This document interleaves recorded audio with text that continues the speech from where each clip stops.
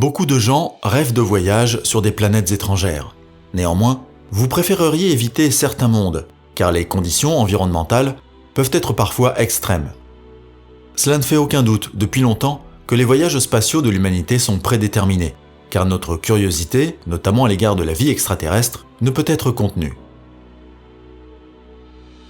Outre les problèmes liés à l'urgente quarantaine des rapatriés, qui se poseront parce que des micro-organismes très différents sont à prévoir sur les mondes étrangers, les astronautes sont exposés à des forces physiques incontrôlées et à des cocktails chimiques hostiles à la vie partout ailleurs que sur Terre.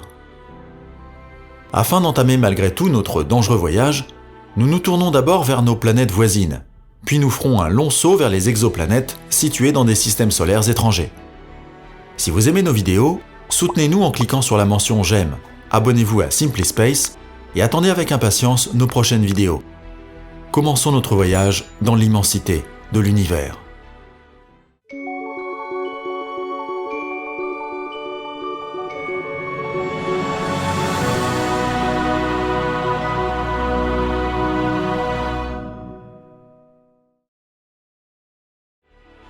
Mercure.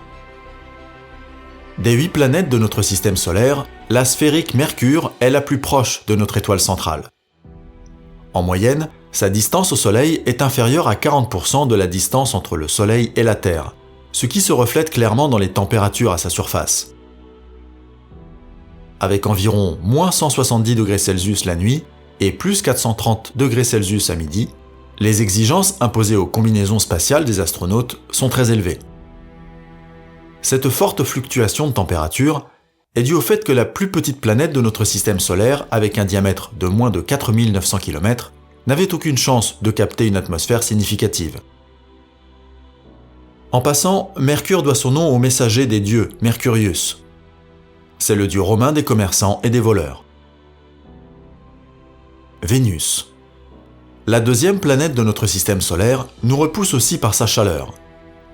Cela n'est pas seulement dû à sa proximité avec le Soleil, qui représente environ 72% de la distance entre la Terre et le Soleil. La principale raison en est l'atmosphère extrêmement dense de Vénus, qui se compose principalement de dioxyde de carbone à 96,5% et qui assure une pression de 92 bars à la surface. Cela signifie que la pression de l'air y correspond à la pression à laquelle un plongeur sur Terre serait exposé à une profondeur d'eau de près de 1000 mètres.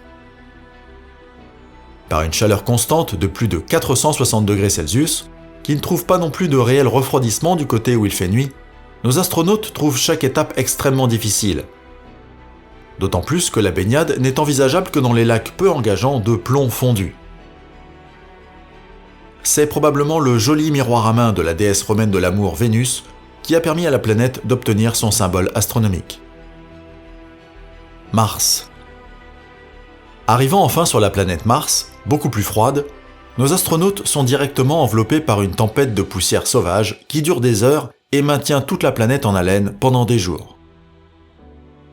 Comme la vitesse du vent peut dépasser 300 km/h, l'atterrisseur doit immédiatement être fixé très solidement dans le champ de roches de couleur rouge-rouille. Le fait que Mars soit 1,5 fois plus éloigné du Soleil que la Terre se remarque dans les températures qui oscillent entre moins 150 et plus 20 degrés Celsius.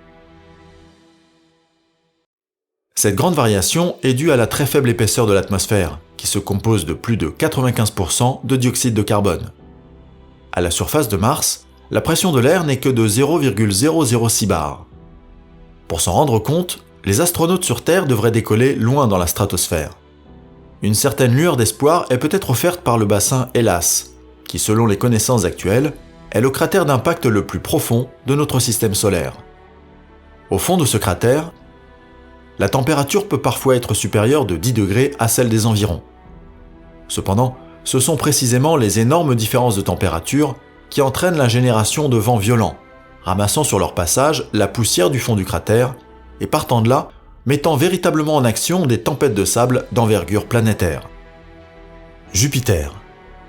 Celui qui veut atterrir ici n'a aucune idée de ce à quoi cela ressemble en bas sur la surface solide.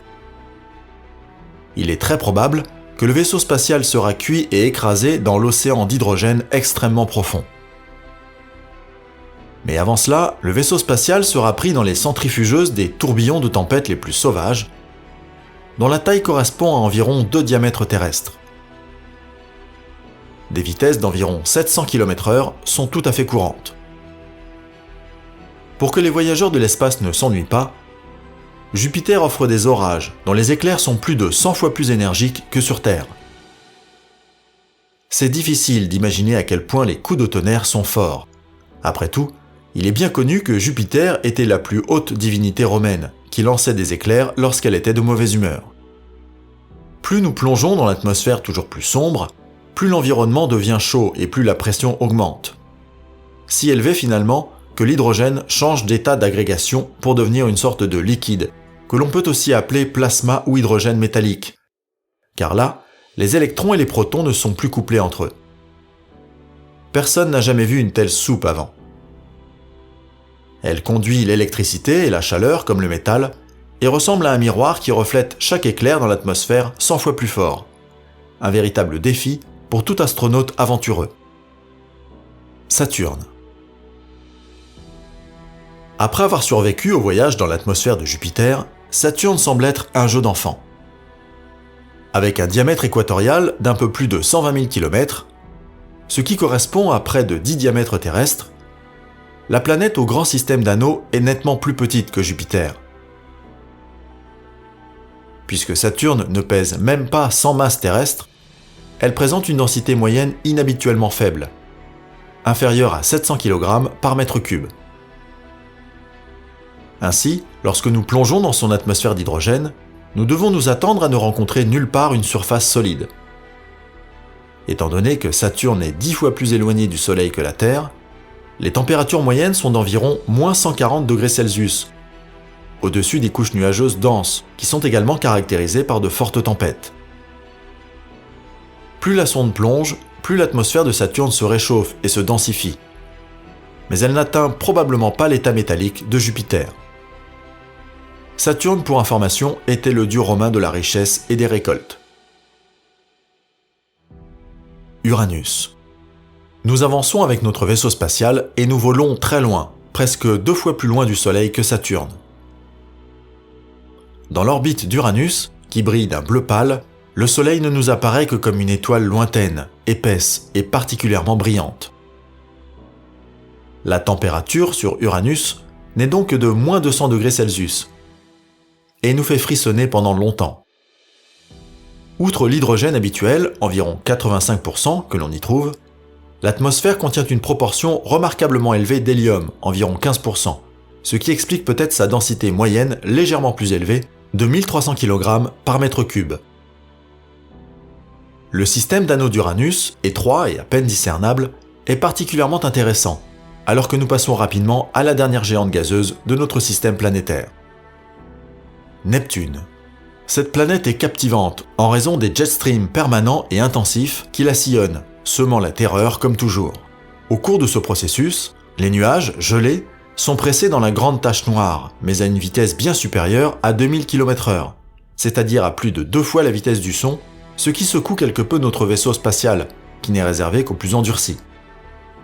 Néanmoins, la manière dont de tels systèmes éoliens turbulents peuvent se produire sur Neptune reste un mystère, car la 8e planète ne reçoit pratiquement aucune énergie du Soleil, qui se trouve à une distance 30 fois supérieure à celle de la Terre. Pluton. Enfin, nous avons à nouveau un sol solide sous nos pieds, car la petite Pluton, avec ses 2375 000 km de diamètre, est beaucoup plus petite que notre Lune et se compose à perte de vue d'azote et de monoxyde de carbone gelé.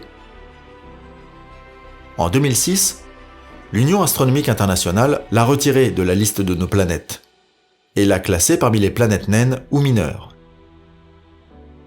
Le méthane, qui s'est également solidifié en glace, offre une surface parfois très brillante dans les tons rose-brun. Cependant, la planète développe ses couleurs moins par la lumière sombre du Soleil que par les rayons gamma reçus des profondeurs de l'espace.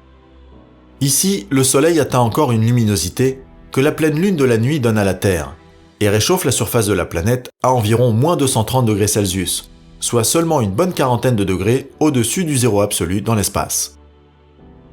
Planète Carbone. Nous faisons maintenant un grand saut vers le centre de notre galaxie, vers une exoplanète d'un système solaire complètement différent. Alors que nous avons beaucoup plus d'oxygène que de carbone sur Terre, la situation est bien différente dans la partie centrale de la Voie lactée, ce qui a un impact majeur sur la formation des planètes à cet endroit.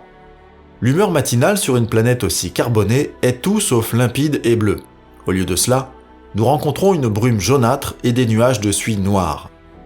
Néanmoins, nous pénétrons plus profondément dans cette atmosphère et nous nous réjouissons d'un paysage lacustre. Mais en regardant de plus près, les bassins sont remplis de pétrole brut et de goudron dégoûtant. Partout, la surface bouillonne et libère du méthane puant dans l'environnement, qui se dépose en partie dans les dépressions sous forme de boue noire. De plus, les prévisions météorologiques ne laissent rien présager de bon, car il est censé pleuvoir de l'essence et de l'asphalte prochainement.